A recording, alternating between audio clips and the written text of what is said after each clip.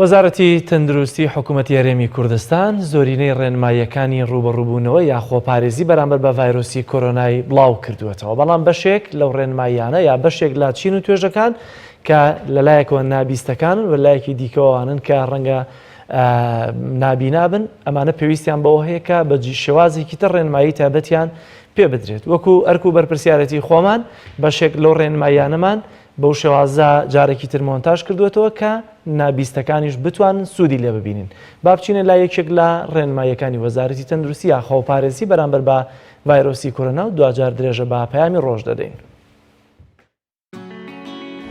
ڕێنمایە پێشنیارکراوەکان بۆ ڕێگری لە نەخۆشیەکانی هەناسەدان و بە تایبەت کۆرۆنا. خواردنی سەوزەوات لە ڕۆژێکدا 3 جار جگە لەو سەوزەواتانی نیشاستەیان تێدایە. ڕۆژانە 2 دانە میوە بخۆ لە هەر جۆرێک بێت گرنگ نییە، چونکە سوودی تایبەتی خۆی هەیە. خواردنی ڕۆژانەی سەڵاتە یان تێکەڵی سەوزەوات بە ئاوی لیمۆ یان ئاوی نارنج. بەکارهێنانی ڕۆژانەی کوولەکە یان گێزەر لە ناو ژەمە خۆراکیەکاندا. بەکارهێنانی پیازی کاڵ لە کاتی نان خواردن بەهۆی بوونی ڤیتامین C تێدا.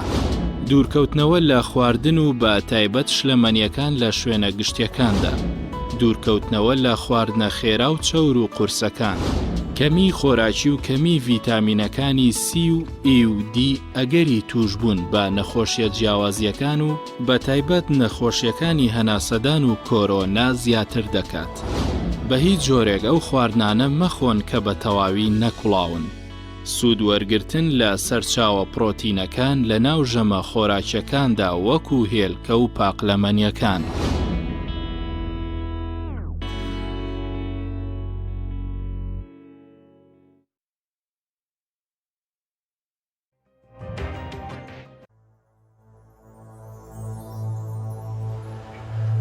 لە ئێستادا کە کۆرۆنا هەمومانی لە ماڵەوە کەرەنتینە کردووە، بەڵام بەشێک لە هاوڵاتیان ترسود لە ڕاوچەیەکی زیادە یا زیاد لە پێویستیان هەیە بەرامبەر بە کۆرۆنا و پێویستە کە ئێمە بزانین ئەم ترسود لە ڕاوچەیە چۆن چارەسەر دەکرێت. بە تایبەتی ئێستا وەزارەتی ئەوقاف یا بەڕێبەرایەتی گشتیەکان هاتوون لە مزگەوتەکانەوە نیوکات ژمێرێک قورئان بڵاو دەکەنەوە بۆی کە خەڵک لە ڕێی گوێگرتن بۆ ئەم قورئانەوە لەلایەکەوە ئاسوودەییان دەستکەوێت، لەلایەکی دیکەشەوە چاوەڕێی ڕەحمی خوای پەروەردگار دەکەین. بۆ قسەکردن لەسەرەوەی کە چارەسەری ترسود لە ڕاوکی و ئاسوودەیی مرۆڤەکان لە چیدایە، میوانداری زۆر بەڕێز شێخ محەممەد شێخ فاتح شێخ محەممەد بانخوازی ئیسلامیمان کردووە. مامۆستاگیان زۆر سپاس بۆ دەرفەتەوە بەخێر بێت. زۆر سپاسان دەکەم دەستان خۆش بەیەخوا. زۆر سپاس بۆ ئەم بەرنامەی بەیانیانتان کە بەڕاستی سوودێکی گەوراگەن و دەستخۆشیمان هەیە بۆ جەنابتان و ئەشزانم کە بەرنامەی ڕۆژانە بەڕاستی ئەرک و مانوبوونی زۆرە، هیلاکەتی زۆرە. خوا تۆفیقتان بەیەخوا. ماوەسا با بەوە دەست پێ بکەین. هەمیشە لە کاتی ئەم بارودۆخانەدا کە دروست دەبن، بەتایبەت ئەگەر بارودۆخێک جیهانی بێت، هەمیشە مرۆڤەکان بەشێک لە ترس و دڵاڕاوکیان بۆ دروستە بێت کە ئەمە شتێکی سروشتیە، ینی ئەم حاڵەتە دروستێ. بەڵام ئاساییکردنەوەی ئەم بارودۆخە چۆن هاوڵاتیەک لە ماڵی خۆیەوە ئەم ترس و دڵڕاوکەی وردە وردە کەم بێتەوە. بسم الله الرحمن الرحيم، الحمد لله والصلاة والسلام على رسول الله محمد وعلى آله ومن والاه. دیارە ترسەکە ڕەگەاندن کاریگەریەکی گەورەی هەبووە لەوەی کە ترسەکەی زۆر گەورە کردووە، دروستی کردووە وەجێی خۆشێتی وا گەورە پیشان بدرێت، چونکە بە حەقەتە و حاڵەتی کۆرۆنایە کە ئێستا بڵین ئەو نەخۆشیە و ڤایرۆسە نەخۆشیەکە لە مێژوویە طبعاً دووبارە بۆتەوە ئەم ڤایرۆسانە کە خەڵکێکی زۆری کوشتووە یا تاعون خەڵکێکی زۆری کوشتووە. لەبەرەوە کاتێک کە ئینسان بەراوردی کوشتارگەیەکی زۆر یاخود حاڵەتێکی مردنی زۆر لە مێژووە ئەکات لەگەڵ ئەم حاڵەتی ئێستایە، لەبەرەوە دەستەوسانی هەمتر تەندروستی جیهانیش لە بەرامبەر ڤایرۆسا، چونکە ڤایرۆس کێشەیەکی هەیە، ویشەوەیە کە بەڕاستی یەکەم ئەم ڤایرۆسی کە ئێستا هەیە کە خۆیە گۆڕێت، دووهەم چارەسەری ڤایرۆس کەمترە وەک لەوەی کە بەکتریایەک بە یاخود فطریاتێ بە یاخود نەخۆشیەکی تر بێت کە ئەوە ڕەنگە چارەسەرەکەی ئاسانتر بێت. لەبەرەوە ڤایرۆس مامەڵەکردنەکەی قورسترە، لە ڕاوکێکەش چی خۆیەتی لە جیهانە دروست بووم و کاتی ئێمە بەتایبەتی وڵاتی ئێمە کوردستانی خۆمان کە سەیری وڵاتە پێشکەوتەکانەکەین، سەیری ئیتالیاکەی، سەیری ئەو بریتانیا کە سەری ئەمریکا کە ینی بودجەیەکی زەبەلاح دیارێکا بۆ بەرەنگار بوونەوەی ڤایرۆس و لە کاتێکا بۆ ئەم ڤایرۆسە و لە کاتێکا لای خۆمان نە ئەو بودجەمان هەیە نە ئەو پێداویستیە پزیشکیانەمان هەیە چونکە ئێساوی لە خەسخانەکانی سلێمانیا کە من خۆمەکو کاربندێکی تەندروستی کارەکەم یعنی ئەوەی ئاگدار بین ینی ژمارێکی زۆر کەم ئێمە جیهازمان هەیە جیهازی بۆ ئەوەی کاتێک کە یەکە کەوتە هەناسەدانێک یاخود هەناسی باش نەبوو فریایبکوی 50 جیهازێکمان هەیە لە ئەمێری هەناسی دەستکرد ئامێری هەناسی دەستکردمان 50 دانە هەیە لەبەرەوە تۆ کاتێک کە خەڵکێکی زۆریش یەکەم حاڵەت یەکەم دیاردەکە لەو کەسە دیارەیە ڕەنگە تەنگەنەفەسی بێت کە زۆر پێویستی بۆ بێت لەبەرەوە دڵە ڕاوکیەکە جێی خۆیەتی بەڵام ئەم دڵە ڕاوکیە چۆن کەم بکەینەوە چۆن یعنی یەکەم شت کە ئەوەی من نەزەرم هەیە بۆی و هەمومانەوەکو مسلمان پێویستە لەسەری قسەمان هەبێت ئەوەیە کە یەکەم شت ئێمە پشت بەخوای گەورە بەستین ئەم ڤایرۆسە ئەگەر نێرراو بێت و یاخود گەورەکراو بێت و یا پەروەردەکرا و شەحنکراو بێت و ئەگەر هەر لای خوای گەورەشەوە هاتبێت لە هەردوو حاڵەتەکە هەر خوای یەر قەدەری خوا ئەم شتانە بڕیارەدا چکە لە خارجی قەدەر نییە پشتی قەدەر لە پشتی قەدەر شتێک ڕوونادا کە قەدەر پێی نەزانێت لەبەرەوە ئێمە پێش هەموو شتێک تەسلیم بەخوای گەورە بین و تەوەکولمان بەخوای گەورە بێ ئەم تەوەکولە بۆ تەواکولمان نەباکە بە جۆرێک یعنی پاڵ بینەوە واز لە ڕێنمایە تەندروستیەکان بینین بە ئەو پڕی جدیەتە بێ بەڕاستی مسلمان بچێت بە دەم ڕێنمایە تەندروستیەکان یعنی خۆشبەختانە ئەوە شتێکی زۆر زۆر باش بوو کە مزگەوتەکان زۆر زوو ئیسیجابیان هەبوو لە وەڵامدانەوەی ئەوەی کە بەڕاستی کە یعنی ئەم ڕێنمایانە یەکسەر تەطبیق کرا مزگەوتەکان چۆڵ کرا و نوێژی تیا بەتاڵ کرا لەگەڵ جومعەکانە شتێکی زۆر زۆر باش بۆچەند بعضێک لە ڕەدوفعلی کەم هەبوو ئەویش ڕەنگە ناحاڵی بوون بوو بێ لە ڕێنمایە تەندروستیەکان زیاتر لەوەی کە شتێک بێ بربەستی بەوە مزگەوتەکان دروست کرا بێت چونکە مزگەوتەکان بە قەدەری خۆی یعنی بەڕاستی ئەبووە هۆی زیاتر تەشەنەکردن و بڵاوکردنەوەی ئەم نەخۆشیە لەبەرەوە بەڕاستی جێی خۆیەتی ئێمە دڵڕاوکیەمان هەبێت بەڵام جێی خۆی نییە بەردەوام بێت یعنی دڵڕاوکیە بێ بوەستێتە بێ ڕای بگرین بەچی بەوە ڕایەگرین کە بە حەقەت و کوتم یەکەم شت پشت بەخوای گەورە بەستین دووهەم ڕێنمایە تەندروستیەکان جێبەجێەکەین ئەگەر ئێمە پشتمان بەخوای گەورە بەس هەر شتێک لە لای خواوە بێت ئەوە ینی بە حتمی ئەگەر مردنم بە هۆی ڤایرۆسەکەەوە هات بێت ئەوە بە حتمی هەرە بێ بمرم ئەم قەدەرە نووسرابێ لە لای من بۆ من بە حتمی ئەبێ ئەو قەدەرە بێت دەستکاک شەخی و کار چیە کە ئێستا دوای زیاتر لە 500 ساڵ ئەڵمانیا و ئیتالیا و ئیسپانیاش ئێستاژە گەڕێنەوە بۆی کە لە بڵندگوی مزگەوتەکان جارێکی تر بەکار بێننەوە بە بانگدان و بە قورآن خستنە سەر بۆی کە خەڵک ئاسوودە بکەنەوە یاخود چاوەڕێ ڕەحمی پەروەردگارن و بە جۆرە لە جۆرەکان خەڵک زیاتر لەم تنگانە و لەم ناخۆشیەدا بیری لای خوا دەکەوێتەوە و دێتەوە سەرەوەی کە تەقوای خۆی بەهێزکە و ئیمانی خۆی بەهێز بکاتەوە بەڵێ طبعا ئەوروپاش هەر بە نسبەتی خۆی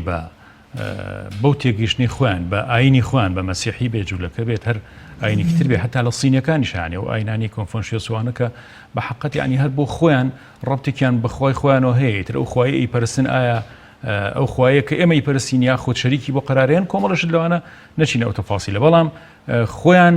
بەوە ئاسوودە ئەکەن و ڕەنگە خوای گەورەش فریاشیان بکەوێت یعنی تۆ مەسەلەی بەتایبەتی نەخۆشی مەسەلەی وەڵامدانەوەی دوعا مامۆستا جەلال یعنی ئیسا لە وەڵامدانەوەی دوعا تەسەورەکەی خوای گەورە نەک وەڵامی کافرێکی اعتیادی یان مسلمانێکی ناملتەزیم وەڵامی ئەبوو جەهل و کافرەکانی مەکە ئەداتەوە خوای گەورە کە کاتێک کە شەڕی بەدر دەست پێەکە نەشنە لای کەعبە ئەپارنەوە خوایە تەمان دوعاکەشیان زۆر سیر بوو خوایە ئەگەر محەممەد لەسەر حەقا ئەوە لەم جەنگا ئەو سەر بخە و ئەگەر ئێمە لەسەر حەقین ئەوە سەرمان بخە ینی تاقیکردنەوەکە دەنە دەست خوا بزان کە ئەم ئەدەدەن دەستەوەی کە بزان ئایا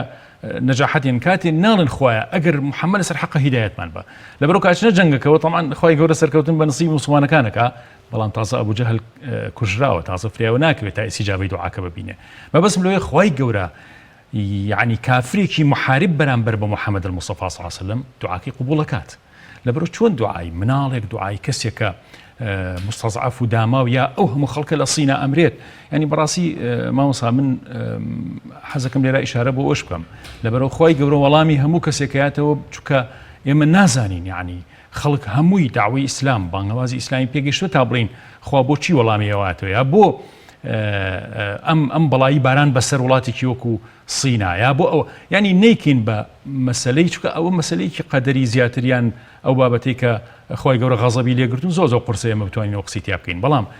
ئەوەی کە خۆی گەورە وەڵامی هەموو کەسێکایەتەوە لە بەرە هەموو کەسی دڵخۆشە بۆی کە خوایەکی هەیە وەڵامیاتەوە وەڵام دانەوەی خۆی گەورەش من حەزەکەم حەدیثێکی قودسی بچینە خزمەتی بەعزی ئیشاراتی تایە بۆ ئەم باسی ئێمە کە ئیمامی موسلیم و ئیمامی ترمیزی ڕەوایەتیان کردووە هەروە ئیبن ماجەش لە ئەبوزەر ڕەوای گەڕێتەوە خۆی گەورە ئەفەرمێ لە حەدیثی قودسی پێغەمبەر صلی الله علیه و گەڕێتەوە یا عیبادی إني حرمت الظلم على نفسي من ظلمم لەسەر خۆم حرام کردووە لەبەرەوە وجعلته بينكم محرما فلا تظالموا لەبەرەوە ظلم مەکەن یەکەم شت کە ئێمە پێگیرین ظلمە ئایا ئەم ڤایرۆسە کە خۆی گەورە ناردووتی ئایا ئەم بەڵا گەورەی کە تووشی ئەرز بووە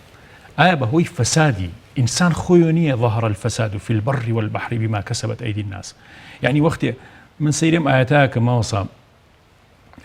ئەوم پێ سەیرە سەحابە بێت چۆن لەم ئاەتی قورئان تێگەیشت بێ ئیسا ئێمە ڕەنگە شتێکی زیاتری لێ تێبگەین بۆی فەساد و خراپە لە ئەرز و لە بەحرا دروست بوو ئەبێ سەحابە چۆن تێگەشت بێ آخر بەحر چی تیا بۆ وەختە تاکو فەسادی تیا دروست بێت ئێستا ئێمە تێگەین کە ژینگە بەڕاستی ژینگەی بەحرەکان وای لێ هاتووە کە یعنی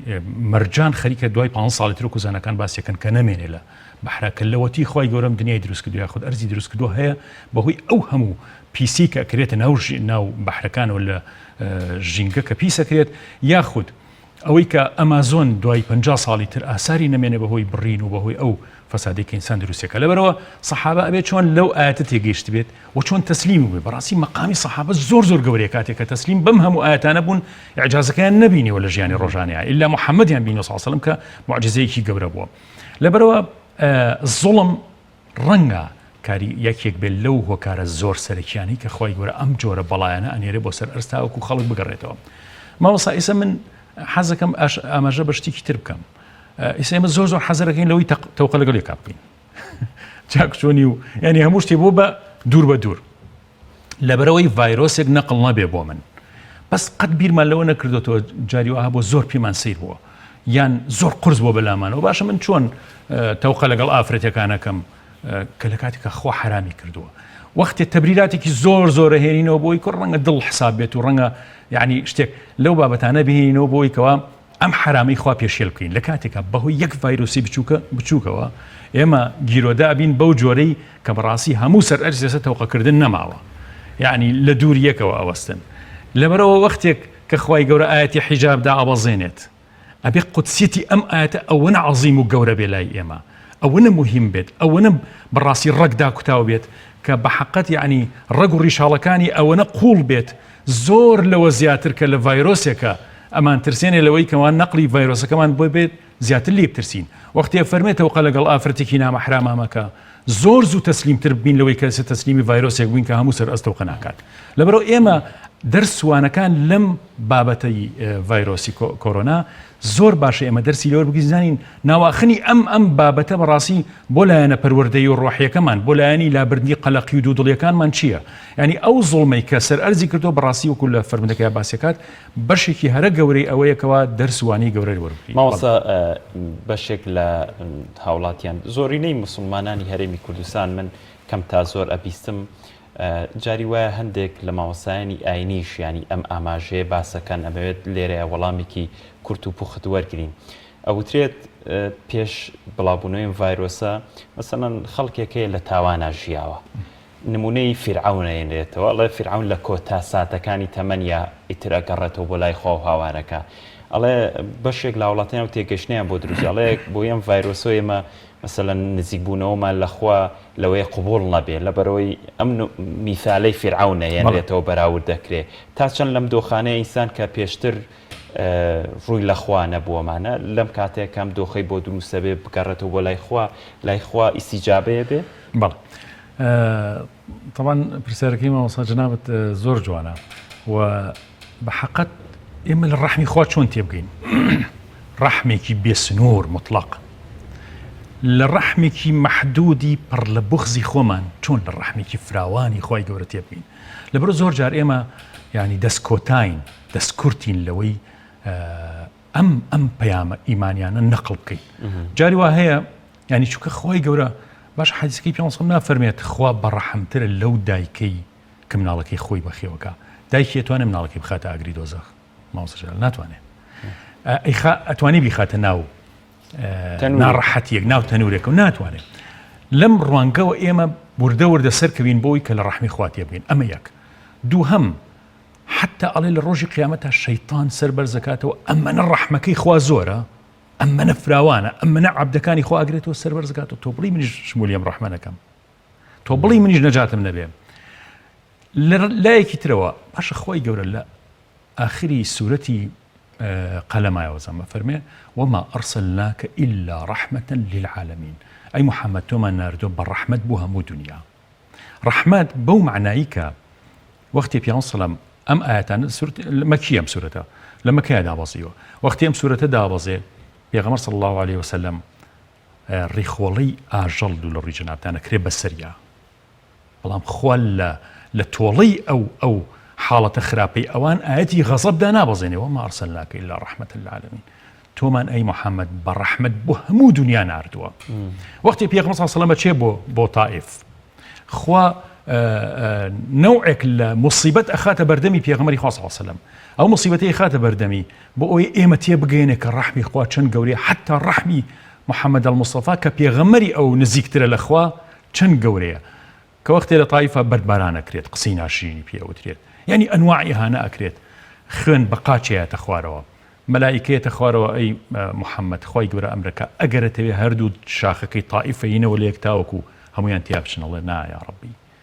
بەڵکو لەنەوەی ئەوانە خەڵکێک دروست بێ کە ساڵح و خواناس و دیندار بێت و ئەم پەیامەی خوا هەڵبگرێت لەم ڕوانگانی ڕەحمەوە سیر بکەین لەبەرەوە کەسێکی عاسی و کەسێکی گوناهبار کە گوناهی کردووە اینجا گوناه بە نەزەری ئێمە چییە؟ ئەفەرمێ ڕۆژێک لە بەسڕە پیاوێک ئەمری خواکە زۆر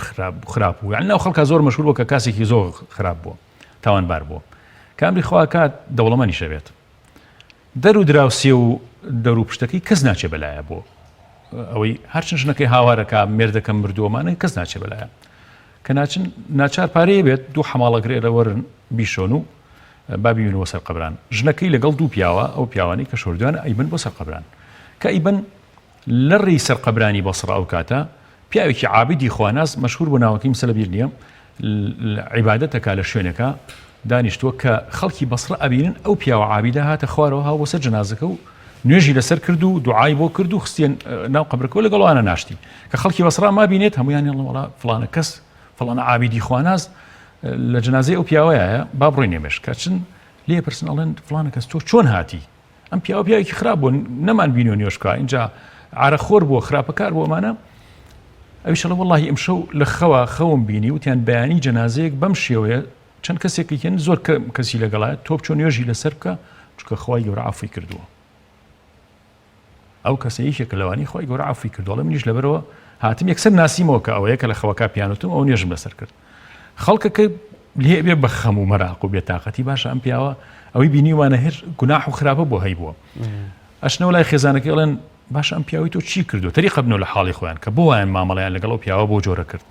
ئەڵێ وەڵاهی ئەم پیاوەی من چەند سیفاتێکی هەبوو سیفاتەکانی باسەکە کاتی وەنێ باسیکەی یەکێک لەوانە ئەڵێ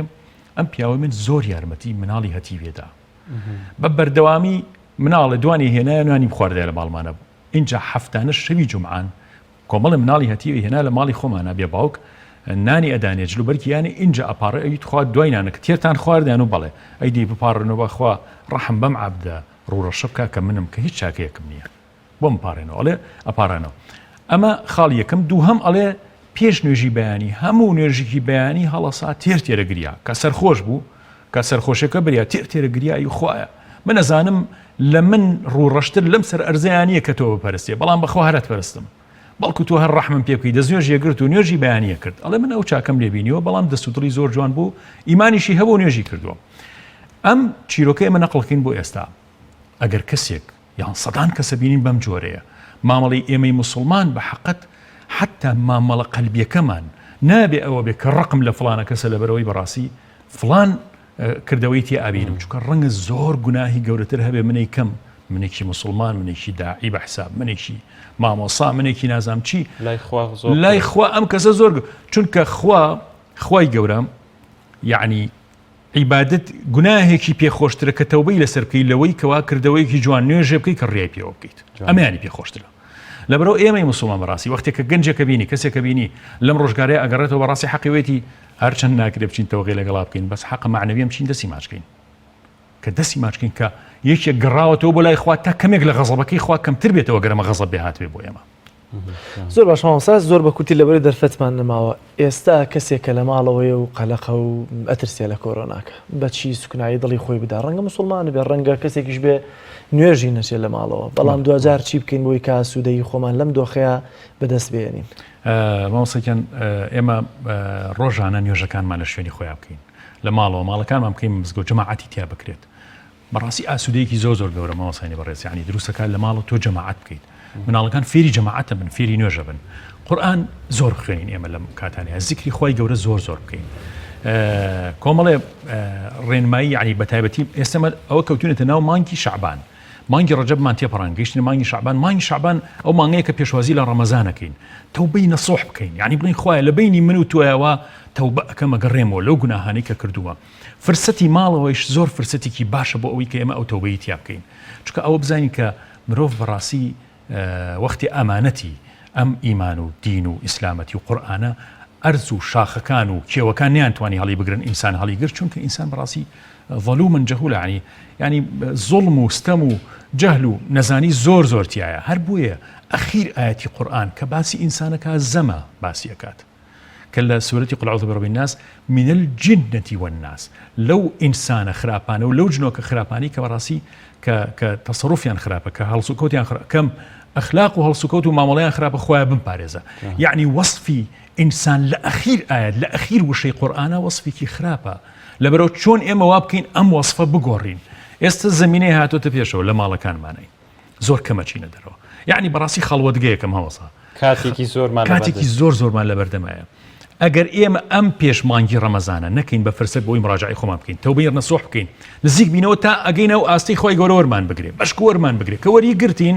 مانگی ڕەمەزانەکەمانە بێتە مانگێکی زۆر پڕبەرەکەتی زۆر پڕشەو لەبەرەوە من هەر لەم بەرنامە مبارەکەی جەنابتانەوە لە سەرەتای مانگی شەعبانی ئێستاڵێم با تەوبەیەکی نەسوح بکەین با قورئان زۆر بخوێن با زیکر زۆر بکەین ئەگەر بتوانین شەو نوێژ بکەین چونکە بەڕاستی ئێمە کاتێکی زۆرمان هەیە بۆ خەو لەبەرەوە ئەکرێ کەمێک لە خەوەکانی شەو کەم بکەینەوە بە ڕۆژە قەیلولە بکەین یعنی زۆرێک لە سونەتەکانی پێغەمبەر جێبەجێ بکەین ئینشاء الله خوای گەورە ئەم دەرومان لێ کاتەوە و دڵمان خۆشەکە دڵخۆشیەک بۆ ئینسان دروستە بێ وەختی عیبادەتەکە بەڕاستی بە هیچ شتێکی دەستی ناکەوێت ئەو قەلەقی و دوودڵی هەر هەمووی بارەکە و دوعا زۆر بکەین دوعا بناغی ئەم ئیشەی ئێمە دەستمان ناوەتێک کە خوا ئەم بەڵامە لەسەر لابرێ بناغەکەی بریتێ لە دوعا و پارانەوە آخر وەختێ سەرۆکێکی وەکو ئەوەی ئەمریکا ئێستا داواکە دوعا بکرێ و سەرۆکانی تر دوعا ئەکەن ئێ باش ئێمە مسلمانڵی چارەسەر لە زەویە نەمایە و هەمووی ئێستا چارەسەر لە ئاسمانە ئەمە ئەبێ عەقیدە بێ لای ئێمە هەر لای خوایە ئەم چارەسەرە لەسەر زمانی کەسێکی تر کە دینەکەی منی نییە پێتەگەێنێتەوە ئەڵە چارەسەر لە ئاسمانە تا تێبگەین مۆستا شێخ فاتیح سپاس لەم تەوەری بەرنامەکەمان لەگەڵمان بووی زۆر سپاس جوانەکان دەستا خۆش بینەرانی عزیز دەچینە لای تەوەری سێمی بەرنامەکەمان بەڵام پێشەوەی کە بچینە لای میوانەکەمان کە لە لەبجۆ میوانێکی تایبەتمان دەبێت ناوبڕێکی کورد وەردەگرین و دێینەوە لاتان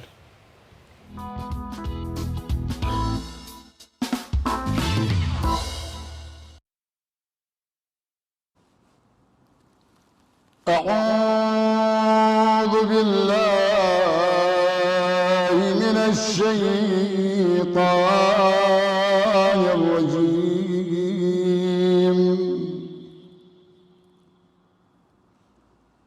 بسم الله الرحمن الرحيم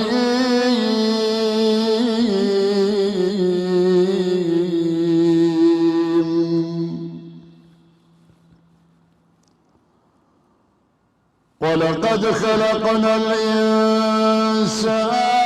ونعلم ما توسوس به نفسه ونحن أقرب إليه من حبل الوريد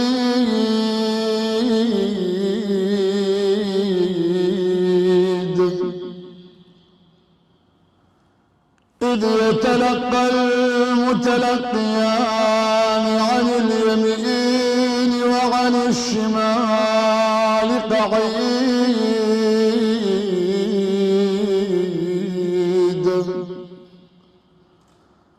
ما يلفظ من قول إلا لديه رقيب عتيد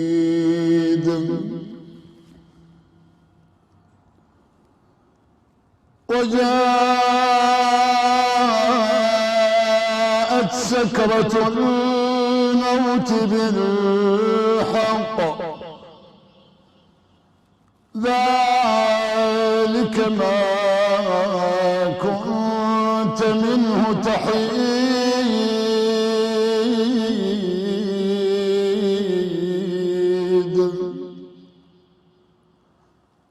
ونفخ في الصور ذلك يوم الوعيد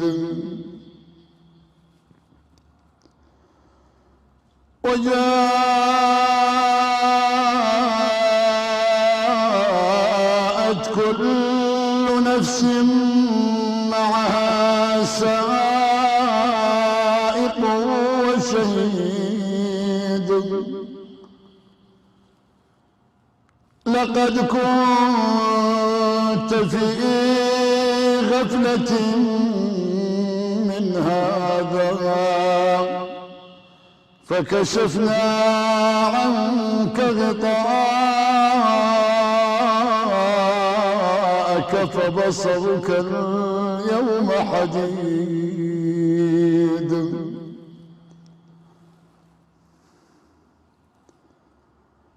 وقال قرينه هذا ما لدي عتيد ألقيا في جهنم كل كفار عنيد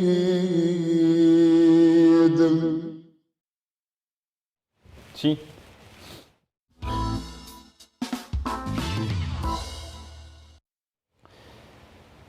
بەڵە بەڕێزان تەوەری سێممان تایبەت کردووە بە گرنگترین ڕێنماییە کشت و کاڵیەکان بێگومان لەم وەرزەدا بەشێکی زۆر لە جوتیاران کاتی جوتیاریکردنیانە کاتی کشت و کاڵکردنە لە هەڵەبجۆ بەڕێز ئومێد ئەحمەد بەرپرسی ڕێنماییە کشت و کاڵیەکان لە بەڕێوەبەرەتی کشت و کاڵی هەڵەبجۆوە لەگەڵماندا دەبێت کاک ئومێد سوپاس بۆ دەرفەتەی بێمەدا ئەمانەوێت پێمان بڵێیت لەم وەرزەدا ئێستا چ جۆرێک لە کشت و کاڵ لە هەرێمی کوردستان دەکرێت و گرنگترین ئەو ڕێنماییانە چین کە دەبێت جوتیار ڕەچاوی بکات لە کاتی کشت و کاڵکردنیدا.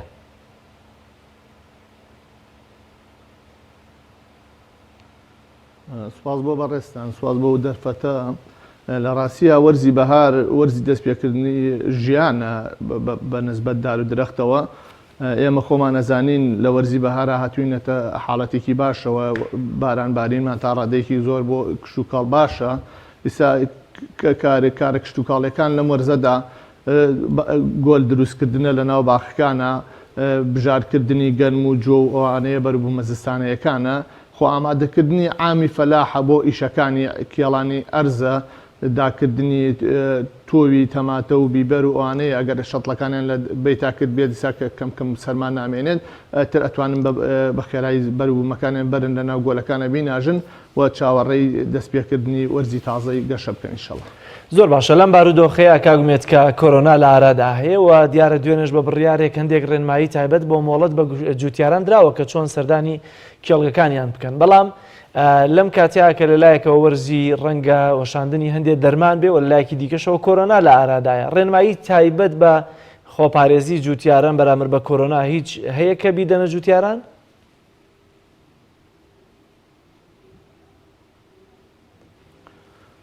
هەرەوەیە جوتیاران لە کاتی ئیشەکانی خۆیانە تێکەڵی زۆر نەکەن زۆر نەچنە ناو یەک ینی ئەگەر کە تێکەڵیشیان کرد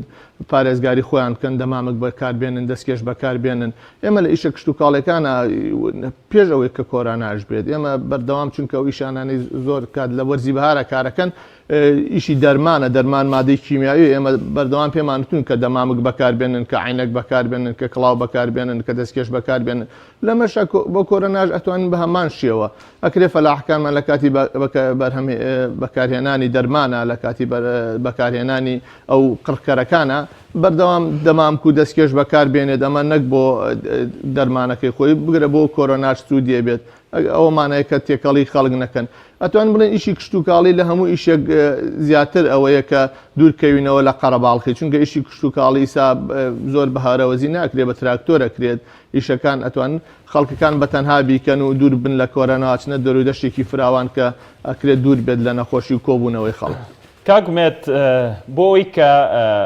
فەلاح جوتیار بەرهەمێکی باشی لە دوجارە دەستکەوێت بەڕێستان ڕێنمایتان چییە کە کەسێک هەر جۆرێک لە کشت و کاڵەکات ڕێنمایی بەڕێستان چییە بۆ نمونە بۆ کەسێک گەنمی کردووە و کەسێک جۆی کردووە کەسێک دەیەوێت شەتڵی تەماتە و شەتڵەکانی تر بکات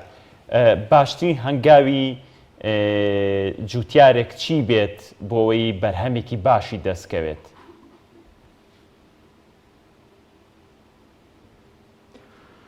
لە ڕاستیە وڵاتی ئێمە هەتا ئێستا نەگەشتێتەوە قۆناغە نەک وڵاتی ئێمە توان بڵێن وڵاتانی شەرق بەعام نەگەشتونێتەوە قۆناغی کە بزانن پێش ئەوی دەستکەن بە فەلاحەت بزان کێشەکەیان چییە لە وڵاتی ئێمە بە بەردەوامی لە ئەرزەکانە ئێمە سەمادی کیمیایی بەکارێنین بێ ئەوەی فەحسێکی ئەرزەکە بکەین بزانم ئەرزەی ئێمە نەقسی چی هەیە لە چیان کێشەی هەیە ئێمە بەردەوام کێشەکەمان لەوایە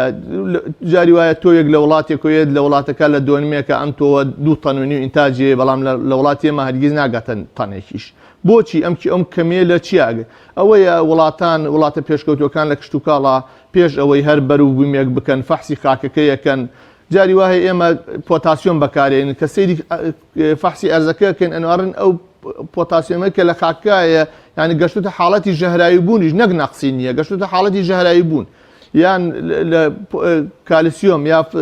یان نایترۆجین ئەوانە کە بەکارهێنن ینی جاری وا هەیە گەشتوتە حاڵەتی ژەهرایی بوونیش زەویەکە نەقسی نییە ژەهراوی بووەوە زیادی هەیە بەڵام ئێمە چونکە بەهۆی ئەوەی کە نەمانتوانیوە مختبەرێکی بەهێزی کشت و کاڵیمان هەبێت فەحسی ئەرزەکان بکات جوتیاری ئێمە نەگەشتێتەوە ئاستەی کە پێش ئەوەی هەر بەروبوومیەکدا بکات بزانێ ئەم ئەرزی ئەو نەقسی چییە لە کوێ کێشەکەی کێشەی ئەو لەکوایە دەستنیشانی برین زامەکە بکات تا ئێمە بتوان چارەسەرەکەی بۆ بکەین ئەم فەحسە لەکوێ بکات بۆ ئەوە فەلاحێک زانیتی لە ڕێگەم ڕێنمایی بەڕێستەوە خاکەکەی لەکوێ فەحس بکات فەحز ئێمە لە زانکۆی سلێمانی هەمانە لە هەولێر هەمانە لە بازیان ئەو ڕۆژە لە فەیسبوک ئاگادار بکە کۆمەڵێ برادەر توانیوانە مختبەرێکی خاکی زۆر چاک دروست بکەن ئەگەر فەلاحی ئێمە بەو چاوەکراوە بیکات دەتوانێت لە هەموو شار و شارۆچکەیەک ئەو مختبەرە دابنێ مختبەرەکە شتێکی زۆر قورس و گران نییە بۆچی ئەتوانێت لە شارێکە دەم مختبەری مرۆڤ هەبێت فەحسی خەڵک بکات بۆ ناتوانین لە شارێکە یەک مختبەری خاکە بێت یانی ئەو شتانە ئەکرێت بەڵام کەوتۆ سەرەوەی ئەم فەلاحە تا چەند چاوکراوەیە تا چەند بە دوای ئەو شتا ئەگەڕێت تاوەکو ئێمەش بتوانین چارەسەرەکەی بۆ بدۆزینەوە تا بتوانین مختبەرێکی مۆدێرن دابنین فەحسی ئەو کێشانەی بۆ بکەین تا دەستنیشانی برینەکەی بکەین و دوای چارەسەرکردنەکەی ئاسان بێ بەلام کاگومێت زۆر جار لەم وەرزەدا جوتیاران گلەی و ناڕزاییان هەیە لەسەر سەمادی کیمیاییەکان بە گشتی و مادەی کیمیانی کە لەبێ بەکاربێنرێت یاخود درنگ بەدەستیان دەگات یاخود کەم بەدەستیان دەگات ئێستا هەموو شتەکان بۆ جوتیاران هەموو مادە کیمیایەکان لە بەردەستایە بۆی کە دابش بکرێ بەسەر جوتیاراندا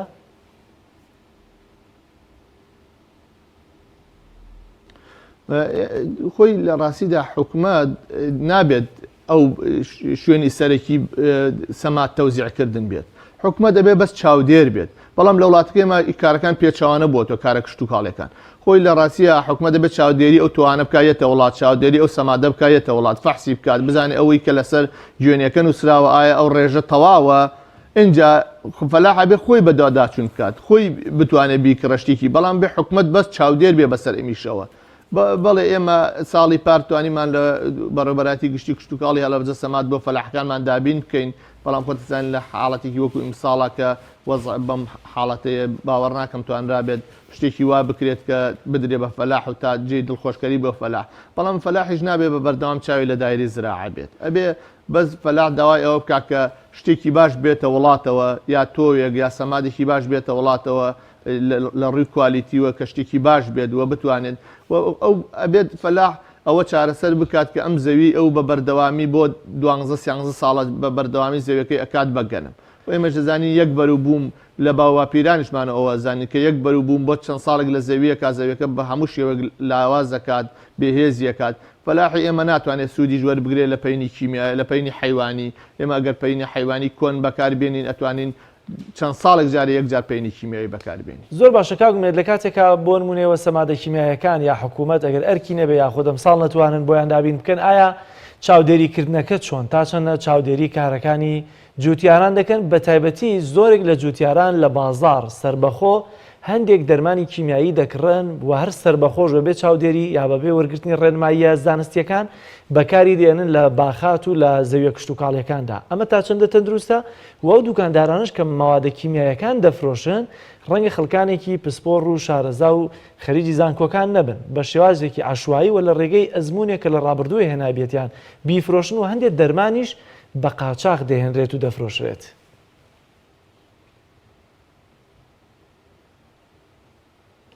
وڵی ئەوەیە کە ئەی بینین وڵات یعنی ئەتوانین بڵێن زەویەکانمان هەموو بەرەو ژەهراوی بوون ڕۆشتون بەروبوومەکانمان ناگاتە بەروبوومی وڵاتە پێشکەوتوەکانەوە ئەگەر ئێمە وڵات منەظەمەیەکی ینی بڵێن زۆر بەهێز بێت بتوانێت چاودێریکی باشی بازار بکات دوێت چاودێریکی باشی سنوورەکان بکات و ئەو کەسانێک کە بە قاچاقێن بگیرێن و فەحسی ئەو ماوادانیان بکرێت کە داخڵیەکەن و فەلاحی ئێمە گەر خوێنەوار بێت و ئەو دوکاندارانمان کەسی شارەزا و پسپۆڕ بن ئەوە کشتتوکاڵی ئێمە لە ڕێزی کشتتوکاڵی وڵاتە پێشکەوتەکان بەڵام ئەم شتانە ئێمە هیچی بە شێوەیەکی تەندروست نەچوێتە پێشەوە ئەوە نەتیجەکەی کە ئەی بینی گرنگترین بەرەمە کشتتوکاڵیەکان بەگشتی لە هەڵەبجە چی و چین و بە تایبەتی بۆچی تا ئێستا لە ڕێی کشتتوکاڵەوە بێ لە ڕێی وەزارەتەوە بێ یاخود لە ڕێی لایەنەپەیوەندیدارەکانی ترەوە بێ بۆچی نەتوانراوە ئەو هەموو بەرهەمە باشی کە لە هەڵەبجەیە هەیە لە شوێنێکی وەکو پێویست وەکو خۆیان ساغ بکرێتەوە لە کاتێکا دەبینین دوجار جوتیارانی هەڵەبجە بەدەست نرخی یانەوەی کە بەرەمەکانیان نرخێکی زۆر زۆر کەم دەکات ناڕزایی و گلەییان هەیە.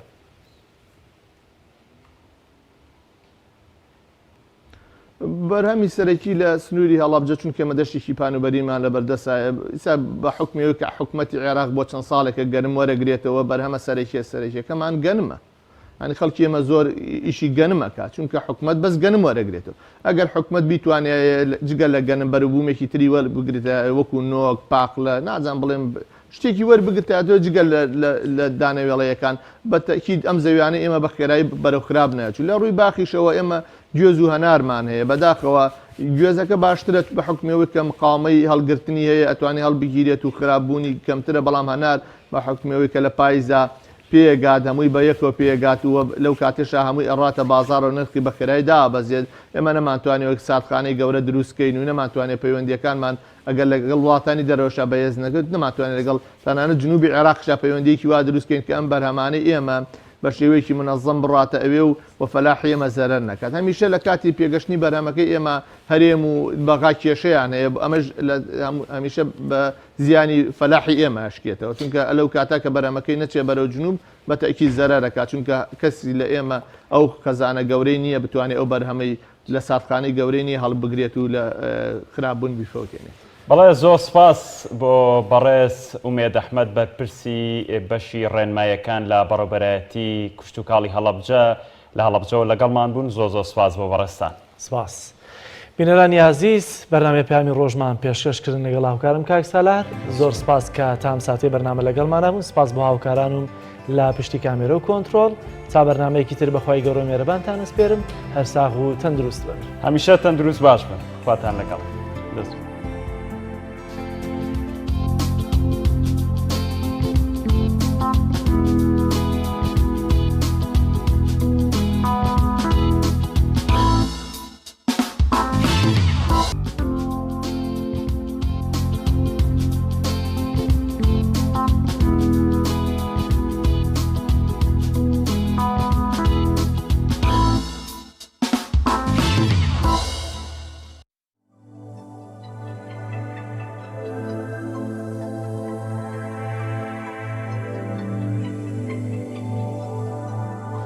بەناوی خوای بەخشندەی میرەبان سڵاو و ڕەحمەتی خوای پەروەردگارتان لەبێ بینەران و بیسەرانی خۆشەویست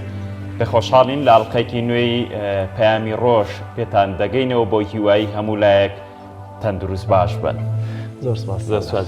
بینەرانی عزیز بەناوی خوای پەروەردگار جوانترین سڵاوتان لێبێت. بەرگە بابەتەکانی پەیامی ڕۆژی ئەم ڕۆژمان لە چەند تەوەڕێک پێکاتوە. تەوەری یەکەمیان ئەمڕۆ زۆرترین مشتومڕ لەسەر یان ناڕزایی لەسەر پێنەدانی موچەیە کە تەوەری یەکەمان لە هەولێرەوە پەرلەمانتارێک میوانمان دەبێت لەسەر ئەوەی کە هۆکارەکانی دواکەوتنی موچە پێنەدانی موچەی موچە خۆران تاکەی. تەوەری دووەمی بەرنامەکەشمان دیارە لە ئێستادا ئەگەرچی مزگەوتەکان داخراون بەڵام جارێکی تر بۆ سوکونایی دڵی هاوڵاتیان پەنا دەبرێتەوە بۆ مزگەوتەکان و قورئان لە بڵندگۆی مزگەوتەکانەوە دەخرێتە سەر بۆی کە هاوڵاتیان لەو دوو ڕایە و لەو قەلەقی کە هەن بە قورئان دڵیان ئارام بکرێتەوە. بۆ هێتەوەری دووەمان تەرخان کردووە بزانین کاریگەری قورئان لەسەر یەکلایکردنەوەی دڵەکان ئاسوودەیی بە دڵەکان چ کاریگەریەکی دەبێت. تەوەری سێمی بەرنامەکەشمان لەم دۆخەدا پێویستە جوتیاران کە ئێستا وەرزی جوتیار و وەرزی کشت و کاڵ و چاندن و ڕواندنە چ ڕێنمایەکی تایبەت دەبێت بگرنە بەر یا ڕێنمای تایبەتەکان بە جوتیاران چین کە ئەمە سێتەوەری سەرەکی بەرنامەکەمان دەبێت لەگەڵ چەند راپۆرت و زانیاریەکی تایبەت تا کۆتایی بەرنامە لەگەڵمانە بن. پشتیوان بەخوای گەورە هەموو لایەک تەندروست باشە بن بۆ هیوایی کەش و هەوای هەرێمی کوردستانیش وردە وردە پلەکانی گەرما بەرز بێتەوە بۆ پێی بە پێی ڕێنمایە تەندروستەکان جەلالەڵێن هەتا پلەی گەرماش بەرز بێتەوە ڤایرۆسەکەش گەشەی لە ناو هەوایە نامێنێت. بۆ هیوایی بابزانین ڕێنمایی بابزانین کەش و هەوای هەرێمی کوردستان پێشبینیەکان چۆنن پێکەوە بینەری دەبین.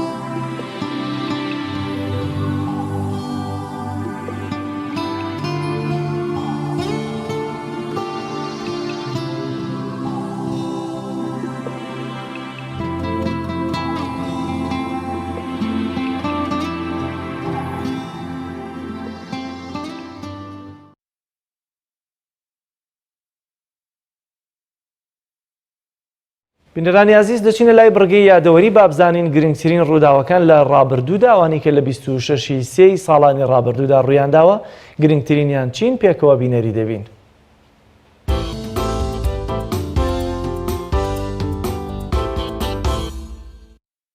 بیستوشەشی سێی ساڵی 1922 لە سێدارەدان و کوشتنی سۆفی و عارفی گەورەی ئێرانی مەنسووری حەلاج بە یەکێک لە داڕێژەرانی ڕێبازی سۆفیگەری ئیسلامی دادەنرێت. هەندێک بە شەهیدی ڕێی حەقیقەت و هەندێکیش بە لادەرێکی ڕێی ڕاستەقینەی دەزانن و بە فتوای بەشێکی زۆر لە زانایانی ئەو سەردەمەی بەغدا تیرۆر کراو لەوساوە تا ئێستا بۆچوون و قسەکانی بە زیندویی ماونەتەوە. 26 سێی ساڵی 1921 لە دایکبوونی عەبدوسەلام عارف دووەمین سەرۆکۆماری عێراق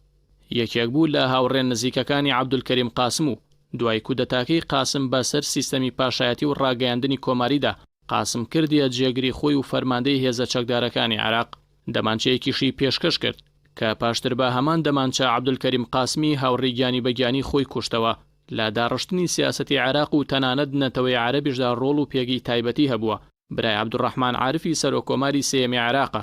ناوبراو لە تەمەنی 45 ساڵیدا لە کاتی فڕینی بەسەر ئاسمانی بەسرەدا فڕۆکەکەی گڕێگرت و کۆچی دوایی کرد. دکتۆر عیزەدین مستەفا لەبارەی عەبدولکەریم قاسم و عەبدوسەلام عارفەوە دەیگوت قاسم بە ڕۆژوو دەبوو عارفیش تەنها نوێژی دەکرد.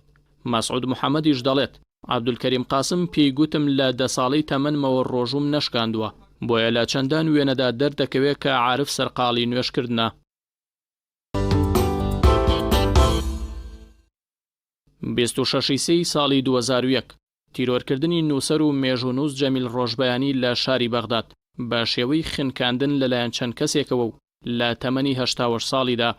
ناوبراو لە ماڵەکەی خۆی لە شاری بەغداد بەتەنیا دەژیا. ساڵی 1913 لە گوندی فەرخانی کەرکووک لەدایک بووە، مەلا بووە و تەواوی بابەتە ئاینەکانی لە مزگەوت و حوجرەدا خوێندووە و لە تەمەنی 6 ساڵیدا قورئانی پیرۆزی ختم کردووە و ساڵی 1942 ئیجازەی مەلایەتی وەردەگرێت. نیشتیمان پەروەرێکی دڵسۆز بووە، بەڵام بەداخەوە تووشی هەڵدەرێکی گەورە دەبێت و لە ماوەی نێوان ساڵانی 1964 تا ساڵی 1979 وەرگێڕی وتارەکانی شای ئێران بووە بۆ زمانی کوردی لە دەستگای ساواکی ئەوساو کە ڕژێمی پاشایەتیش ڕووخا لە ڕێی باڵۆسخانەی عێراقەوە خۆی گەیاندەوە بەغدا و خۆی لە کوشتن ڕزگار کرد. ساڵی 1969 هاوڕێ لەگەڵ هەریەک لە کاگ ئەحمەدی موفتیزادە و دکتۆر سدیق موفتیزادە و سوارەی ئیلخانی زادە و محەممەد غەفاری کانونی زمانی کوردی لە تاراندا دەمەزرێنن. پتر لە 20 ساڵ ئەندامی کۆڕی زانیاری بووە لە بەغدا، وەرگێڕێکی کارامە بووە و دەیان لێکۆڵینەوە و کتێبی گەورەی پێشکەش بە کتێبخانەی کوردی کردووە.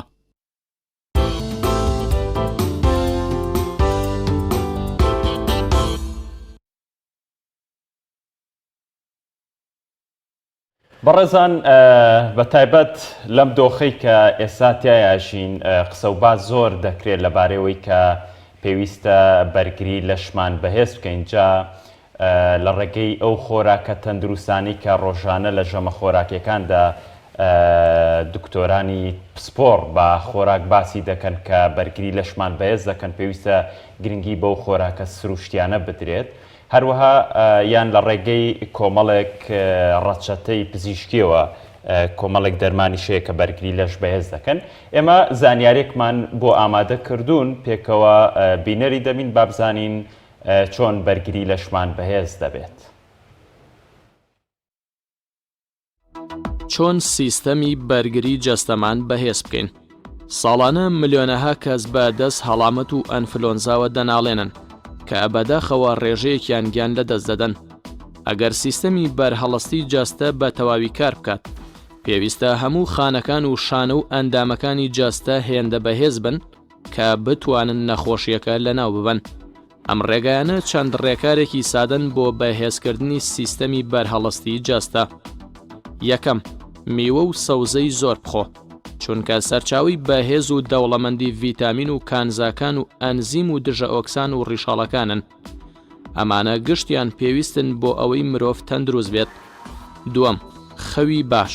بێخەوی کاریگەری زۆر خراپی هەیە لەسەر سیستەمی بەرهەڵستی. هەوڵ بدە هەموو شەوێک لە هەمان کاتا بخەویت بۆ ئەوەی کاتژمێرە بایۆلۆجیەکەت تێک نەچێت و جۆری خەوەکەت لاواز نەبێت. سێم، ئەرێنی بە. بیرکردنەوە بە شێوەیەکی ئەرێنی لە ئایندە کلیلی سیستەمێکی بەرهەڵستی بەهێزە. لەمڕۆوە چەندین توێژینەوەی زانستی سەلماندویانە ئەو کەسانی ئەرێنی بیر دەکەنەوە سیستەمی بەرهەڵستیان باشترە. چوارەم، لە کاتی کۆکیندا دەست بگرە بەدەمتەوە. خۆت مەکە بە سەبەبکاری بەڵاوبوونەوەی میکرۆبی زیان بەخش بۆ کەسانی دیکە. ئەگەر ناتەوێت لە ماڵەوە بمێنیتەوە، دەمتدا بپۆشە یان ماسکێک بگرە بە دەمولوتەوە بۆ کەمکردنەوەی بەڵاوبوونەوەی ئەو دڵۆپۆچکە پڕ لە میکرۆبانەی کە لە کاتی قسەکردن و کۆکین و پژمەدا لە دەمتەوە دێنە دەرێ. هەوڵ بدە زۆر لە خەڵکی دیکە نزیک نەبیتەوە، لانیکەم 4 پێ دوور بەلایانەوە. پێنجەم، وەرزش بکە. ئەنجامدانی وەرزش بە شێوەیەکی ڕێکوپێک و بەردەوام سیستەمی بەرهەڵستی جاستە لە ئاستێکی زۆر بەرزدار ڕادەگرێت. ڕۆژی 30 خولەگ وەرزشکردن کارێکی سەخت و مەحاڵ نییە، بۆیە پابند بە وەرزشکردنەوە. یەکێک لە هۆکارە هەرە سەرەکیەکانی هەموو نەخۆشیەک سترێسە. ڕامان و بیرکردنەوە و ئارامکردنەوەی دەروون زۆر گرنگن بۆ کەمکردنەوەی سترێس. حوتەم، پرۆبایۆتیکەکان بخۆ، بۆ نمونە ماست، خەیارشۆر و جۆرەکانی دیکەی ترشات و شێلم بە ترش، چونکە ئەم جۆرە خۆراکانە میکرۆبی سوودبەخشیان تێدایە. هەشتەم، سیر لە بیر مەکە. سیر باشترین خۆراکە بۆ بەهێزکردنی سیستەمی بەرهەڵستی هەر لە دێر زەمانەوە سیر بەکارهێنراوە بۆ ڕێگریکردن لە هەموو نەخۆشیەک هەر لە هەڵامەتەوە هەتا تاعون چونکە دەوڵەمەندە بە پۆتاسیۆم و پێکاتە کبریتیەکان.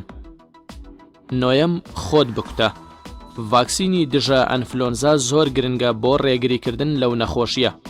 بە تایبەت بۆ ئەوانەی کە کێشەی کۆئەندامی هەناسەیان هەیە وەک هەستیاری و نەخۆشی ڕەبۆ.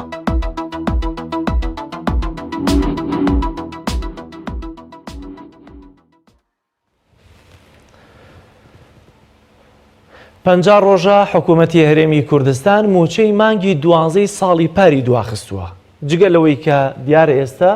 حکوومەت بەگشتی سێمانگێک لە دواوەیە بەڵام ئێستا لەو سێمانگەش دیارە 50 ڕۆژی تر تەخیر بووە موچەی فەرمانبەرانی نەداوە جگە لە وەزارەتی تەندروستی و وەزارەتی ناوخۆ نەبێت کە ئەویش بە دڵنیاییەوە لەم دۆخی ئێستا کاری بەو دوو وەزارەتە هەیە کە دیارە هەردووکیان لە ڕوبەڕووی لە تیمەکانن کە لە پێشەوەی سەنگەری ڕوبەڕووبوونەوەی ڤایرۆسی کۆرۆنان. بەڵام بۆچی حکوومەتی هەرێمی کوردستان پێدانی موچەی دواخستووە بۆ ماوەی 50 ڕۆژ؟ ئایا هۆکارەکەی تەنها گرنگیدانە بە ڕێکارەکانی ڕوبەڕووبوونەوەی ڤایرۆسی کۆرۆنا یاخۆت ڕەنگە هیچ داهاتی و سەرچاوەیەک یا ئەسڵەن بودجە بۆ دابینکردنی موچە نهاتی بێت لە بەغداوە؟ هۆکارەکەی بۆچی دەگەڕێتەوە و هەروەها بۆچی پەرلەمانی کوردستان لەم دۆخەیە بێدەنگی نواندووە و خەڵکیش لە لایەکی دیکەوە کەرنتینەن لەبەر پارێزگاری خۆیان و کەسوکار و خۆشەویستانیان لە ماڵەوە نایەنە دەرەوە. بۆ قسەکردن لەسەر ئەم بابەتە لە هەولێرەوە میوانداری بەڕێز ڕووپاک ئەحمەد ئەندامی فراکسیۆنی کۆمەڵی ئیسلامی لە پەرلەمانی کوردستانمان کردووە. ڕووپاکان زۆر سپاس بەو دەرفەتە. بۆچی حکوومەتی هەرێمی کوردستان موچەخۆرانی دابین ناکات؟ بەناوی خوای گەورە و میهرەبان زۆر سوپاس دەستان خۆش بێ بۆم دەرفەتە. دیارە بەشێک لە وەزارەتەکان 50 ڕۆژ تێپەڕیوە بە سەروادەی خۆیان کە موچە وەربگرن بەڵام موچەیان تا ئێستا وەرنەگرتووە. بەشێک لە وەزارەتەکان 45 ڕۆژ بەشێکیان 40 ڕۆژ. بەداخەوە حکوومەتی هەرێمی کوردستان هەر لە ساڵی 2014ەوە هەتاوەکو ئێستا هەر بارودۆخێکی لە ناکاو نەخوازراوە بێتە پێشەوە یەکەم شت کە دەستی بۆ با موچەی فەرمانبەرانە. ئێمە دەپرسین حکوومەتی هەرێمی کوردستان بۆچی لە بارودۆخی نالەبار و لە ناکاو هیچ پلانێکی نییە. ئێمە ئەو پرسیارانەمان بەر لەوەی ئەم ڤایرۆسی کۆڕۆناژ بێتە پێش ئێمە ئەو پرسیارانەمان کردووە بە جۆرێک لە جۆرەکان کە دەبێت احتیاطێک هەبێ بۆ هەر بارودۆخێکی لە ناکاوە. ئەمەش چۆن ئێمە پێشتر من وەکو خۆم داوای ئەوم کردووە کە چەند جارێک پرۆژە بودجە بۆ نایەتە پەرلەمان. بۆچی حکوومەتی هەرێمی کوردستان پرۆژە بودجەی نییە؟ ساڵانە پرۆژە بودجە بێنێتە پەرلەمان. لەناو پرۆژە بودجە بەشێک تەرخان دەکرێت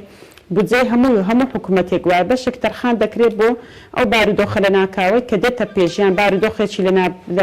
نالەبار جا هەر لە هەبوونی ڤایرۆسێکە کە یاخود ڤایرۆسێک ڕوو لە کۆمەڵگەمان دەکات یاخود ڕوودانی لافاوە بوومەلەرزەیە دەبێت بەشە بودجەیەک هەبێت بۆ ئەو بارودۆخە لە ناکاوە بۆ حکوومەت نەچێ دەست بۆ قوتی خەڵکو و وەروە موچەی فەرمانبەران. دەبینین لە هەموو وڵاتان بۆ ڕوبەڕووبوونەوەی ڤایرۆسی کۆڕۆنا حکوومەتەکان لە هەموو وڵاتان بودجەی تەرخانکراویان هەبوو بودجەیان تەرخان کردو. حکوومەتی هەرێمی کوردستان دێ بۆ ئەوەی ڕوبەڕووی ئەو بارودۆخە بێتەوە دێ دەست بۆ قوتی خەڵک دەبا کە ئەمە جێگای قبوڵ نییە بەڕاستی. پەرلەمان بۆ بێدەنگە ئێمەش پێمان سەیرە چەند جارێک داوامان لە دەستەی سەرۆکایەتی پەرلەمان کردووە کە دەبێ کۆبوونەوەیەک ببەسترێ بۆ ئەمە بەستە نابێ ئێمە کە نوێنەری خەڵچین ئاوا بێدەنگ بین دەستەوەسان دانیشتین سەیری حکوومەت بکەین کە ئایا حکوومەت چی دەکاوە چی ناکە. چەند جارێک داوامان کردو بەڵام بەداخەوە دەستی سەرۆکایەتی پەرلەمان بەدەم داواکاری ئێمەوە نەهاتووە. بۆیە ئێمە شۆڕشی خۆمان کە شۆڕشی پەرلەمانیەوە چاودێریکردنی حکوومەتە و لێ پێچینەوە لە حکوومەت هێناومانەتە سەر سۆشیال میدیا و ڕاگەیاندنەکان بۆی ڕاستەخۆ حکوومەت ئەو خواست و داواکاریانی خەڵک لە دەمی پەرلەمانتارانەوە ببیستێ و هەر دوێنێ 28 پەرلەمانتار ئێمە یاداشتێکمان ئاراستەی حکوومەت کرد کە نابێ بە هیچ جۆرێک بە هیچ پاساوێک موچەی فەرمانبەران دوا بکەوێت دەبێت موچەی فەرمانبەران لە کاتی باسلەوە کرد کە لە ڕێگەی سۆشیال میدیاوە ئێوە فشارەکانتان زیاتر زەق کردوێتەوە. بۆچی سۆشیال میدیا؟ ئێوە پەرلەمانتارن بۆچی بە عملی ناچنە ناو وەزارەتەکانەوە بە تایبەت وەزارەتی دارایی بۆ وەزیر ناهێنە ناو پەرلەمانەوە لێپێچینەوەی لەگەڵا بکەن؟ هۆکارەکەی چیە کە موچە دوا کەوتووە بانگێشتی پەرلەمانی بکەن؟ بۆچی لە ڕێگەی سۆشیال میدیا و پەرلەمانتارە بێ بابەتەکان بوروژێنێت. بەداخۆ کە هەندێک ڕاستی هەیە لێرە دەیخەمەڕ و دەستەی سەرۆکایەتی پەرلەمان بەدەم داواکاری پەرلەمانتارانەوە نایە پەرلەمانی ڕاگرتووە داوامی پەرلەمان نەماوە و هەروەها ڕێکارەکانی لێ پێچینەوە بە دووادا چوون کە لە پەرلەمانەوە دەکرێ و باواژووی دەستەی سەرۆکایەتی دەکرێ و هەند پرسیارکردنە باواژووی سکرتێرە و هەروەها نووسرا و ئاراستەکردنە باواژووی جێگری سکرتێرە و هەندێک لە ڕێکارەکان باواژووی سەرۆکی پەرلەمانە ئەوان نایەن دەوام ناکەن و ئەوان هیچ تەواجودێکیان نییە ئێمە لە ڕێوانەوە دەبێت داوا بکەین بۆیە ئێمە ئێستا گەشتونی ئەو قەنەعەتێکە لە سەروان ڕانەوەستین ئێمە نوێنەری خەڵکین ڕاستە و خۆمان ڕێکارەکان بگرینە بەر ئێمە دوێنێ 28 پەرلەمانتار داوامان لە حکوومەت کردووە کە حکوومەت لە کاتی خۆیدا موچە بدە دەبینین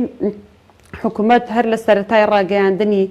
کابینەکەی و کارنامەی کابینەکەی لە پەرلەمانی کوردستان بەڵێنی ئەوەیدا کە 30 ڕۆژدارێک موچە بدە بەڵام ئێستا و 50 ڕۆژە موچەی پێ نەدراوە هەموو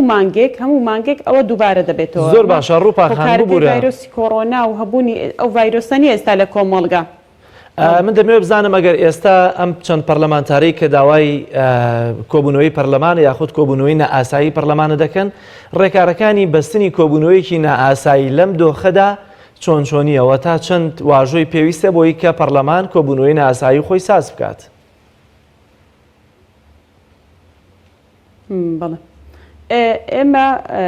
وەکو پەرلەمانتاران جیا لەو 28 پەرلەمانتارش پێشتریش داوامان کردووە لە دەستەی سەرۆکایەتی کە دەبێت دەستەی سەرۆکایەتی بێت کۆبوونەوە ببەستین ئێمە نوێنەری خەڵکی نابێ بە هۆکاری ئەوەی کە کەرەنتینە بین و پابەندی ڕێنماییەکان بین ئێمە کارەکانی خۆمان نەکەین ئێمە موسسەی سەر بەخۆین حکوومەت موسسەی سەر بەخۆی ڕێکارەکانی تایبەتە بەخۆی و ئێمەش پەرلەمان موسسەی سەر بەخۆیە دەبێت ئێمە بەرنامە و کاری خۆمان هەبێت جیا لە هی حکوومەت بۆیە ناکرێت ئێمە لە ماڵەوە دانیشین دەستەوەسان بزانین کە ئایا و ببینین کە ئایا حکوومەت چ لەو خەڵکە دەکا کە ئێمە نوێنەری خەڵکین بێدەنگ بین بۆی با بینە دەرەوە و ئێمە لە پێشەوەی سەنگەری ڕوبەڕوون بوونەوەی کۆڕۆنا بین بە چاودێریکردنی حکوومەت بەڵام دەستەی سەرۆکایەتی پەرلەمان و هەروە ئەو حیزبانی کە بەشدارن لە حکوومەت ڕێخۆشکەر نینە بۆ ئەنجامدانی کۆبوونەوە و هەروەها بۆ لێپێچینەوە لە حکوومەت بەڵام ئێمە خۆشببختانە ئێمە نەوەستاوین من وەکو خۆم نەوەستاوم ڕۆژانە چاودێری کاروبارەکانی حکوومەتم کردووە چاودێری بازارم کردووە و کۆبوونەوەی نەئاسایی چی پێویستە بۆی کە ساز بکرێت لە دەرچوونی کۆبوونەوەی نائاسایی داوای پەرلەمانتارانی پێویستە کە ڕێژەی یاسایی پەرلەمانتاران پێم وایە دەرچوە لە ڕێژەی یاسایی تەواو بووە کە داوای کۆبوونەوەی پەرلەمانیان کردووە فراکسیۆنە جیاوازەکان داوایان کردووە جیا لەوە پەرلەمانتاران لە فراکسیۆنەکانی بەشدار لە حکوومەتیش داوایان کردووە ڕێژەی یاسایی تێپەڕاندووە بەڵام بەداخۆ دەستەی سەرۆکایەتی بەدەم داواکاری پەرلەمانتاران کەواتە چ جیاوازیەک هەیە لە نێوان داخستنی خولی پێشووی پەرلەمان و ئێستا کە هەمووتانیان کەرەنتینە کردووە لە ماڵەوە وەڵی پێم خۆشە ئەوە ڕاست بکەینەوە من کەرەنتینە نیم وەکو خۆم و بە دوواداچوونم بۆ کاروبارەکانی حکوومەت کردووە و بەردەوام ڕۆژانە من لە ڕێی تەلەفۆن بێ لە ڕێی میدیا بێ لە ڕێی بەدواداچوون بێ من کاروبارەکانی خۆم کردووە و لەو قۆناغەدا کە دەبینین حکوومەت تەنها بڕیار دەردەکا و ڕێنمایی دەردەکا ئێمە ئەرکمان ئەوەیە کە بە دوواداچوون بۆ چۆنیەتی بڕیار و ڕێنماییەکانی حکوومەت بکەین کە ئایا چەندی لە بەرژەوەندی هاوڵاتیانەوە چەندی لە دژی بەرژەوەندی هاوڵاتیانە من وەکو خۆم کەرەنتینە نیم و داژ نەنیشتوم ڕاستە وەکو پابەندی بە ڕێنماییەکان بۆ خۆپارێزی من خۆپارێزیم کردووە بەڵام ئەرچی خۆم بەجێگەیاندووە زۆر باشە هەر پەرلەمانتارێک کە دەستەی سەرۆکاتیش بەدەم داواکارینێ دەبێ خۆی بە دوواداچوون بکە دەبێ خۆی بە ئەرچی خۆی هەستێ و ئەگەر هەندێک ڕێکاریش لێت بگرنەوە نەهێڵن پێی هەستی بەڵام ڕێکاری تر هەیە تۆ دەتوانی خەڵکشار بکەوە کە بێ داوای حەقی مافێکی سەرەتایی خۆی بکە کە پێدانی موچەیە ئێستا موچەخۆران چاوەڕێ ئەوەن حکوومەت لوتف بنوێنێ لە ڕێگەی وەزارەتەکانەوە ڕای بگێنێ کە سبەی یان دوو سبەی یان هەفتەیەکی تر یان چەند ڕۆژێکی تر موچەی وەزارەتە دابی نەکرێ ئەمانەیە بزانین بەڕێزت وەکو پەرلەمانتار قاسەی وەزارەتی دارایی پارێتیایە بۆی موچەی موچەخۆران بدات یاخود خاڵیە من نامەوێت ترس و دڵە ڕاهوچێ بخەمە دڵی پەرلەمانتاران بەڵام ئەو بە پێ زانیاریانی کە ئێمە هەمانە وەزارەتی دارایی پێم وایە وەکو باست کرد قاسەکەی بای ئەوەندەی تێدانیە کە موچەی فەرمانبەران بدا چونکە ئەو حکوومەتی هەرێمی کوردستان وەزارەتی دارایی بۆ موچەخۆران پشت بە چەند سەرچاوەیەک دەبەستێ سەرچاوی داهاتی ناوخۆ کە ئێستا لەبەر ڤایرۆسی کۆڕۆنا کە مەرزەکان لەوانێ بەشێکیان جموجۆڵە بازرگانیەکانیان وەستا بێ داهاتی ناوخۆ کەمی کردووە هەروە نرخی نەوت دابەزیوە بە 6 نرخی نەوت دابەزیوە ئێستا بە پێم وایە ڕۆژانە دەگۆڕێ بەڵام بەپێی نرخی ستاندارد بە 27 دلارە لە بازاڕەکانی جیهان و هەرێمی کوردستان بە 10 دلار کەمتری دەفرۆشێ لە وڵاتەکان و لە بازاڕی نەوتی جیهانی بۆیە نرخی نەوت کە دابەزیوە داهاتی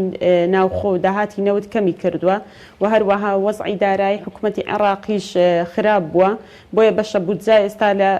بەشە بودجە هەرێمی کوردستان لە عێراق نەگەیشتووە و واش پێشبینی دەکرێت کە حکوومەتی عێراقی داوا لە حکوومەتی هەرێمی کوردستان بکە ئەو بەشە نەوتەی کە ئیلزام کراوە بیدا کە چەند ساڵێکە نایدا بیدا اینجا ئەویش بەشە بودجە بنێرێت چکە وەزعی دارایی حکوومەتی عێراقیش خراپە بەڵام خۆی حکوومەتی هەرێمی کوردستان دەبوو پێشتر پێشبینی ئەو بارودۆخانەی بکردبایە هەروە ڕێککەوتبایە لەگەڵ بەغدا چونکە دەبینین ئێستا حکوومەتی هەرێمی کوردستان بۆ یەک بارودۆخی لە ناکاو کە بارودۆخێک کە بەسەر هەموو جیهان داهاتوە ناتوانێت ڕوبەڕووی بێتەوە یەکەم شت کە دەیەوێت دەستی بۆ برێ موچەی فەرمانبەرانە من دەمەوێت لێرەوە بیڵێم کە ئیمڕۆژ ئەم مانگەش موچە دابین بکرێ بۆ مانگێکی تر هەمان مەترسی بە زیادترەوە هەیە و بۆ مانگەکانی داهاتوش چکە دەبین ئێستا لە مانگی موچەی مانجی 12 ساڵی 2019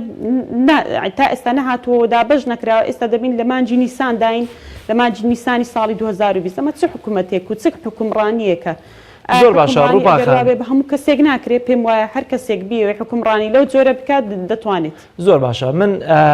بەشێک لە پەیامێکی سەرۆکی حکوومەتم ئامادە کردووە دەمەوێت ئێمەش و جەنابیشت و بینەرانیش بینەری ئەو کورتە پەیامە بین دوجار پرسیارێکی کورت و پختم هەیە بۆ جەنابەت بزانم وەڵامەکەی چی دەبێت بۆیە پێکەوە دەچینە لای کورتەیەک لە بەشێک لە پەیامی سەرۆکی حکوومەتی هەرێمی کوردستان هەر پەیوەست بە داهاتە گشتیەکانی حکوومەتەوە پرۆسەیەکی شەفافمان گرتوتە بەر بە تایبەت لە بواری داهاتی سامانە سروشتیەکان بە شێوەیەکی بەردەوام داتا و زانیاریەکانمان خستوتە ڕۆ ئێستا گشت هاوڵاتیان دەتوانن بزانن کە داهاتی نەوت و داهاتە ناوخۆیەکانمان چەندە و لە چ بوارێکدا خەرج دەکرێت. ڕووباخان بێگومان گوێبیستی ئەو بەشەی وتەکەی سەرۆکی حکوومەت بوویت ئەمێ بپرسم ئایا داهات شەفافە لە هەرێمی کوردستان بەشی دووەمی پرسیارەکەم ئێستا ئێمە وەکو ڕۆژنامەنووس ئاگادار نین داهاتی حکوومەتی هەرێمی کوردستان چ بگا بە هاوڵاتی چگات بە هاوڵاتی ئەمێ بزانم تۆ وەکو پەرلەمانتار کە ئەبێ بێگومان ئاگاداری داهاتی حکوومەتی هەرێمی کوردستان بیت بەڕێزت ئاگاداری داهاتی هەرێمی کوردستان چەنە؟ بەداخەوە نەک من پێم وایە 111 پەرلەمانتار بەدەستی سەرۆکایەتیشەوە تا ئێستا ئاگاداری داهاتی حکوومەتی هەرێمی کوردستان نین چکە داهات شەفاف نییە کە شەفاف نەبێ چۆن ئێمە ئاگادار دەبین ئێمە کە باس لەوە دەکەین پرۆژە بودجە بێتە پەرلەمان ئایا هۆکارەکەی چیە بۆ نهاتوتە پەرلەمان لەبەرەوەی داهات شەفاف نییە داهاتی هەرێمی کوردستان بەشی زۆری لەدەست هەردوو حیزبی دەسەڵاتە و هەروە بۆ خۆیان مەسوولەکانیان دەیبەن و دەیخۆن و بێ ئەوەی بگەڕێتەوە ناو وەزارەتی دارایی و هەروەها داهاتی کۆمپانیا نەفتیەکانیش کە ئێمە زۆر قسەمان لەسەری کردووە بەشێکی زۆر کەمی دێتەوە ناو وەزارەتی دارایی ئەوەی تر بۆ قەرزی کۆمپانیەکان دەڕوا بۆ کۆمپانیەکانی سکوێریتی دەڕوا بۆ خەرجی دەڕوا اینجا بەشێکی زۆریشی بۆ مەسوولە دەستڕۆیشتوەکانی حیزبەکان دەڕوا پێم سەیرە سەرۆکی حکوومەتی هەرێم لەوەها پەیامێک دەڵێ هاوڵاتیان دەبێت ئاگادار بن نەک هاوڵاتیان موسسەی پەرلەمان ئاگادار نییە کە داهاتی حکوومەتی هەرێمی کوردستان چەندە زۆر باشە مەترسی ئەوەیە پڕۆژە بودجە نانێرنە پەرلەمان و دەبینین ئێستا بەو وەزع و بارودۆخەدا تێدەپەڕین زۆر باش ئێستا هاوڵاتیان یا بەتایبەتی ماوەستایان ئەگەر لە ڕابردوودا بە هۆکاری دواکەوتنی موچەکانیان تووڕێی خۆیان لەسەر شەقامەکان دەربڕی بێت ئەمڕۆ هەمووی لە ماڵەوەی و لە ترسی ئەم کۆرۆنایی کە ڕەنگە بەشێکیشی حکوومەت سوء ئیستیفادەی لێ بکات هەمووی لە ماڵەوە و ناوێرن بێنە دەرەوە بەڵام ڕێگە چارە چییە بۆی کە لە زووترین کاتدا موچە خۆران دابین بکرێت چونکە خەڵک لە دۆخێکی خراپی داراییدا ژیان بەسەر دەبن. بەڵێ من تەواو لەگەڵ ئەو قسەیەمە کە خەڵکێکی زۆر گوتوێتی بۆ بە کۆڕۆنا بمرم بۆ بە کۆڕۆنا نەمرم لە بەرچی لە برسا بمرم. خەڵکی هەرێمی کوردستانەوەی کە موچەخۆرە موچەی پێنادرێ ئەوەی کە موچەخۆر نییە کاری نییە ئەوەی کە کرێکارە ڕۆژانە ئەوەی پەیدای دەکا هەر ئەو ڕۆژە دەیخوا بۆ ڕۆژی دواتر هیچ داهاتێکی نییە کە پێی بژی.